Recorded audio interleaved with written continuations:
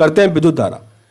किसी चालक में विद्युत आवेश की प्रवाह की दर को विद्युत धारा कहते हैं। रिपीट कर लो, किसी चालक में विद्युत आवेश की प्रवाह की दर को विद्युत धारा कहते हैं। विद्युत धारा की दिशा धन आवेश की गति की ओर मानी जाती है। इसका ऐसे मात्रक एम्पियर होता है, बहुत इंपॉर्टेंट है।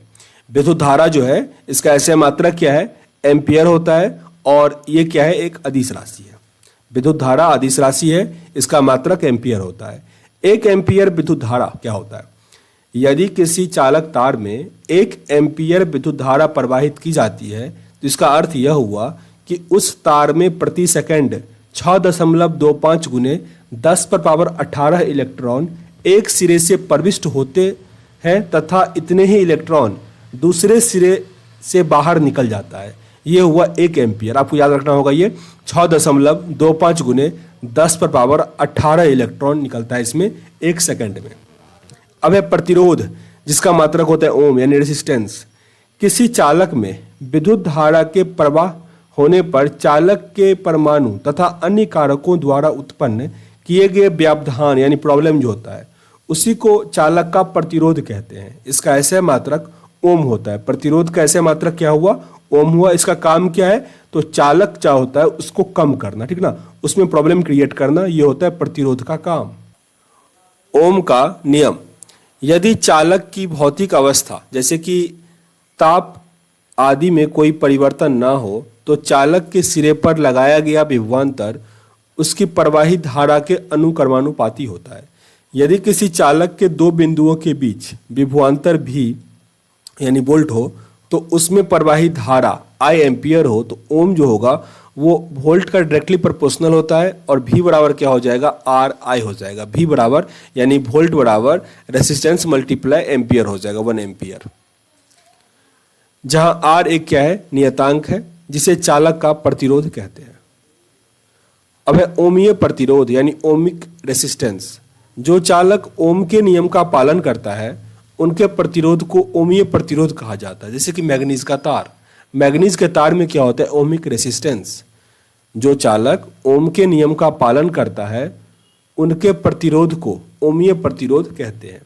आगे आपका दिया गया अनओमीय, मतलब ओमीय प्रतिरोध का अपोजिट नन ओमीय प्रतिरोध। जो चालक ओम के नियम का पालन नहीं करता उसके प्रतिरोध को अनओमीय प्रतिरोध कहते हैं। जैसे कि डायोड बल्ब का प्रतिरोध, ट्रायोड बल्ब का प्रतिरोध। देखो सिंपली है कि ओम का नियम कहता है किसी भी अगर तार को आप गर्म करते हो ना तो उसमें जो प्रतिरोध होगा वो क्या हो जाएगा, मीन्स बढ़ जाएगा, प्रतिरोध बढ़ जाएगा, चालकता कम हो जाएगा। पर सब में ऐसा नहीं होता, सिलिकॉन में ऐसा नहीं होता। अब है चालकता, कंडक्टेंस।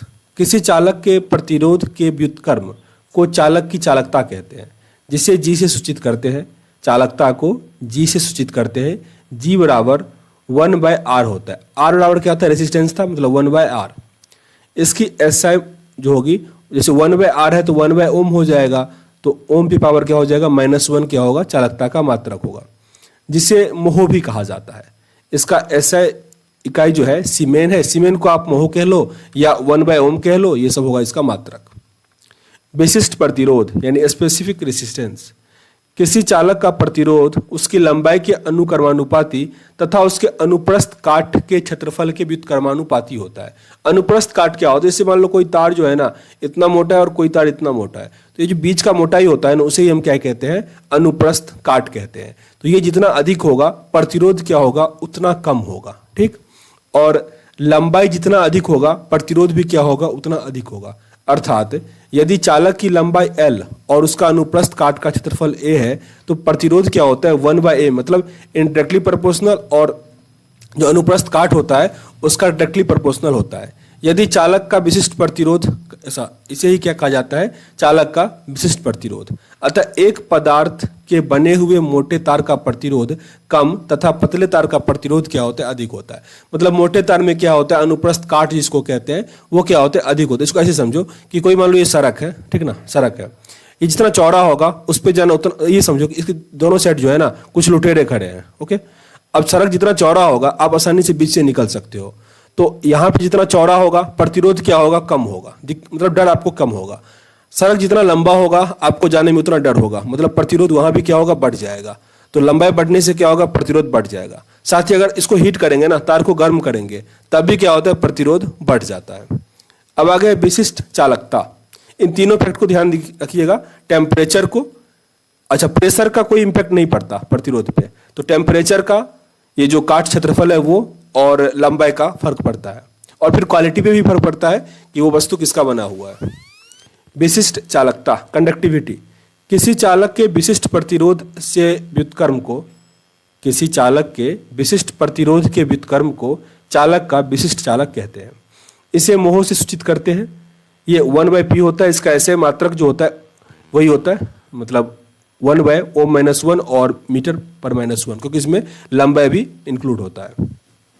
प्रतिरोध का संयोजन, कॉम्बिनेशन ऑफ रेजिस्टेंस, सामान्यतया प्रतिरोधों का संयोजन दो प्रकार से होता है। पहला तो श्रेणी क्रम यानी सीरीज कॉम्बिनेशन, और दूसरा क्या होता है, समांतर। समांतर तो एक लाइन से ऐसे देखते ऊपर नीचे लगा होता है, और श्रेणी क्या होता है, जैसे यहाँ बल्ब हुआ फिर यहाँ बल्ब हुआ। अच्छा आपसे एक प्रश्न है, जो घर में जो वायरिंग होता है वो किस श्रेणी में लगा होता है? हालांकि आंसर होगा नीचे, वीडियो को पॉज करके अभी कमेंट बॉक्स में आंसर कीजिएगा। आगे दिया गया यहाँ पे श्रेणी क्रम में संयोजित प्रतिरोध का समतुल्य प्रतिरोध समस्त प्रतिरोध के योग के बराबर होता है। एक प्रश्न ये आता है कि मान लो 4 प्रतिरोध, जैसे मान लो 4 प्रतिरोध का 4 कंडक्टर हमने लगा दिया, रेसिस्टेंस लगा दिया, और ये मैंने लगा दिया है श्रेणी क्रम में, तो टोटल प्रतिरोध कितना होगा? तो आपको डायरेक्ट क्या करना होता है, जोड़ देना होता है। तो ये क्या हो जाएगा, 16 हो जाएगा। और दूसरा आ गया कि समांतर क्रम में अगर इसी को हम जोड़ देंगे तो ये क्या होता है, व्युत्क्रमों के योग के बराबर होता है, मतलब 1/4 + 1/4 + 1/4 ऐसे करके आपको बनाना है। याद रखना, समांतर वाले में व्युत्क्रम यानी पलट करके जोड़ देना है, और श्रेणी वाले में डायरेक्ट ही जोड़ देना है, तो आपका आंसर निकल जाएगा। आगे विद्युत शक्ति यानी इलेक्ट्रिक पावर। विद्युत परिपथ में ऊर्जा के क्षय होने की दर को शक्ति कहते हैं। इसका ऐसे मात्रक वाट होता है। विद्युत शक्ति का ऐसे मात्रक क्या होता है, वाट होता है। किलोवाट अथवा एक यूनिट, यानी किलोवाट को हम kWh लिखते हैं, किलोवाट पर आवर।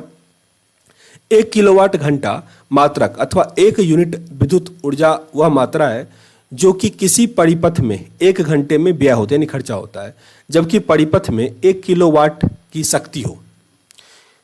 किलोवाट घंटा का मात्रक जो होता है volt multiply ampere multiply hour by 1000। ये आपको निकालने में हेल्प करेगा, 1 यूनिट कितना होता है। अगर आप वोल्ट मल्टीप्लाई एम्पियर मल्टीप्लाई घंटा बाय 1000 कर दोगे तो वो निकल जाएगा। यह बराबर कर लो, वोल्ट मल्टीप्लाई घंटा बाय 1000, एम्पियर तो फिक्स ही है। अमीटर, किसी विद्युत धारा को एम्पियर में मापने के लिए अमीटर नामक यंत्र का प्रयोग होता है। इसे परिपथ में सदैव श्रेणी क्रम में लगाया जाता है, बहुत इंपॉर्टेंट है। अमीटर को परिपथ में कैसे लगाया जाता है, तो श्रेणी क्रम में लगाया जाता है। श्रेणी क्रम में लगाया जाता है अमीटर को, ठीक। और ये करता क्या है, तो विद्युत धारा को मापने के लिए एम्पियर में हम किसका प्रयोग करते हैं, अमीटर का। एक आदर्श अमीटर का प्रतिरोध क्या होगा, हमेशा शून्य होगा। एक आदर्श अमीटर का प्रतिरोध क्या होगा, शून्य होगा। अब आ गए वोल्ट मीटर। वोल्ट मीटर का प्रयोग परिपथ में किन्हीं दो बिंदुओं के बीच विभवांतर मापने के लिए किया जाएगा, और यह क्या होगा, हमेशा समांतर क्रम में लगा होगा। अमीटर जो होगा वो श्रेणी क्रम में, और वोल्ट मीटर क्या होगा, समांतर क्रम में लगा होगा। वोल्ट मीटर समांतर क्रम में ये विभवांतर को मापेगा, जबकि अमीटर क्या था, श्रेणी क्रम में, ये एम्पियर में विद्युत धारा को मापता है। एक आदर्श वोल्ट मीटर का प्रतिरोध अनंत होता है। आदर्श वोल्ट मीटर का क्या होगा, अनंत होगा, जबकि अमीटर में हमने क्या पढ़ा था कि 0 होता है। विद्युत फ्यूज यानी इलेक्ट्रिक फ्यूज। विद्युत फ्यूज का प्रयोग परिपथ में लगे उपकरणों की सुरक्षा के लिए किया जाता है। यह टीन यानी 63% टीन होता है, और शीशा होता है इसमें 37%। आपको याद करना है कि यह टीन और शीशा का मिश्रण होता है। जो फ्यूज तार होता है वो टीन और शीशा का मिश्रण होता है। यह सदैव परिपथ के साथ श्रेणी क्रम में जोड़ा जाता है, और इसका गलनांक क्या होता है, कम होता है। गलनांक क्या होता है, कम होता है। जो टंगस्टन होता है ना, मतलब जो बल्ब का फिलामेंट होता है ना, उसका गलनांक उच्च होता है और प्रतिरोध कम होता है, लेकिन जो फ्यूज तार होता है उसका गलनांक कम होता है, और फ्यूज तार मतलब जो रेसिस्टेंस होता है ना, प्रतिरोध होता है, वो क्या होता है, अधिक होता है। अब है गैल्वेनोमीटर। विद्युत परिपथ में विद्युत धारा की उपस्थिति बताने वाला यह एक यंत्र है। इसकी सहायता से 10⁻⁻6 एम्पियर तक का जो विद्युत धारा होगा उसको हम माप सकते हैं। किससे, गैल्वेनोमीटर से। अब है शंट का उपयोग, बहुत बार और पूछा गया, बहुत इंपॉर्टेंट है। शंट एक अत्यधिक कम प्रतिरोध वाला तार होता है, जिसे गैल्वेनोमीटर के समांतर क्रम में लगाकर अमीटर बनाया जाता है। अगर आप गैल्वेनोमीटर में फर्स्ट तो गैल्वेनोमीटर जो होगा समांतर क्रम में लगा होगा, उसमें अगर आप शंट का प्रयोग करोगे तो वो क्या हो जाएगा, अमीटर में कन्वर्ट हो जाएगा, जो कि श्रेणी क्रम में लगा होता है। गैल्वेनोमीटर के श्रेणी क्रम में एक उच्च प्रतिरोध लगाकर वोल्टमीटर बनाया जा सकता है। गैल्वेनोमीटर में सही है, गैल्वेनोमीटर में अगर हम उच्च प्रतिरोध का कोई तार लगा दे तो वो क्या हो सकता है, वोल्टमीटर, उसको हम बना सकते हैं। फिर है ट्रांसफार्मर। ट्रांसफार्मर विद्युत चुंबकीय प्रेरण के सिद्धांत पर कार्य करता है। ट्रांसफार्मर किस सिद्धांत पर कार्य करता है, विद्युत चुंबकीय प्रेरण, विद्युत चुंबकीय प्रेरण।